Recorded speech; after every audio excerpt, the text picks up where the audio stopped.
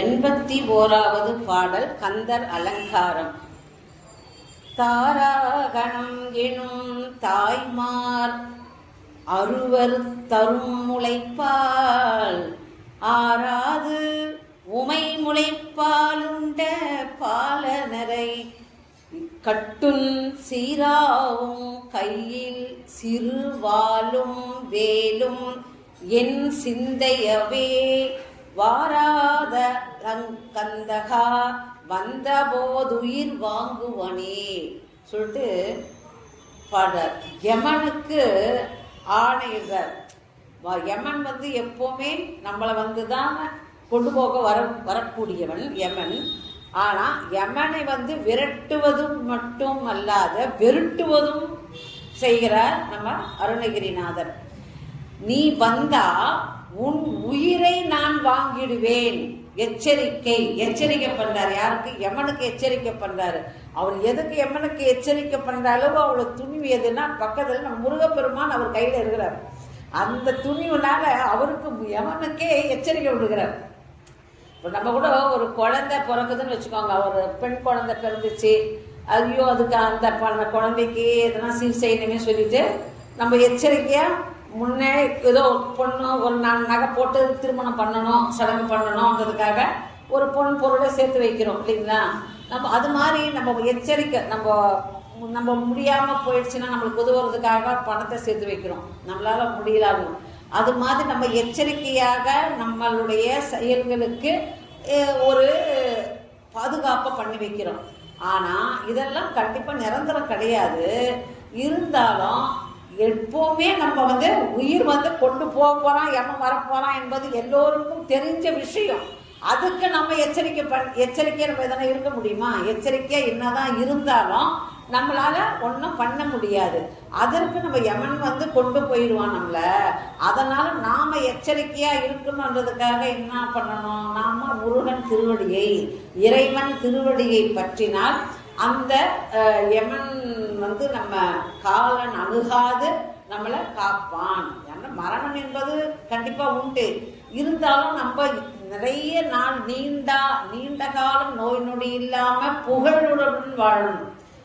சீச்சின்னு சொல்லாத புகழுடன் வாழணும். மற்றவங்க நம்ம சுற்றத்தாரும் மற்றவரும் நம்ம அனுசரித்து இவங்க கொஞ்ச நாள் இன்னும் இருப்பாங்களா என்ற அளவுக்கு நம்மளை கொண்டு போவோம். இறைவனை வணங்கணும் இல்லைங்களா? அது நம்மளுக்கு சுகமாக இருக்கும் இல்லைங்களா?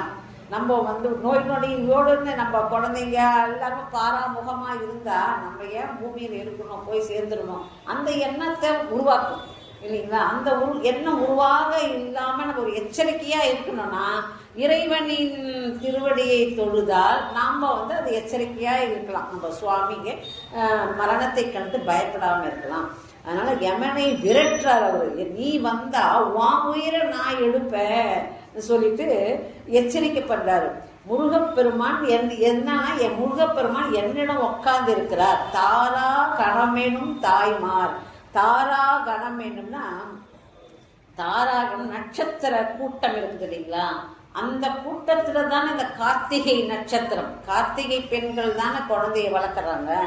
அந்த தாய்மார்கள் அறுவர் ஒரு உற்பத்தி பண்ணி அந்த 6 முகமாக 6 பேருக்கு 6 உருவமாகவே சாமி கொடுக்குறார் இறைவன் பால். ஏன்னா அவங்க அந்த குழந்தைங்க பார்த்து அணைச்சி அவங்களுக்கு முளைப்பால் கொடுக்க விருப்பப்படுறார்களோ, அவர்கள் என்ன இச்சை பண்றார்களோ அந்த இச்சையை நிறைவேற்றுவதுதான் இறைவன்.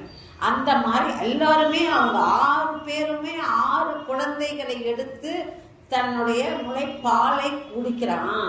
அந்த 6 பெண்களுடைய முளைப்பால் குடித்தது மட்டுமல்லாமல் அம்பாளுடைய முளைப்பாலையும் குடிச்சிருக்கிறான். கணவனும் அறுவர் தரும் முளைப்பால் ஆறாது, அது பத்தாது உமை முளைப்பால் பாலுண்ட பாலனரை கட்டும் சீராவும் கையில். அவருடைய அந்த குழந்தையுடைய கையில ஒரு சிறு வேல். அவனுக்கு ஆயுதம் இருக்க வேண்டிய வேலை கிடையாது. எதுக்குன்னா நம்மளை காப்பதற்காக சீராவும் கையில் சிறு வாளும் வேலும் என் சிந்தையதே வாராத கந்தலகா வந்தபோது யான் வந்து உன்னுடைய உயிரை வாங்குவனே.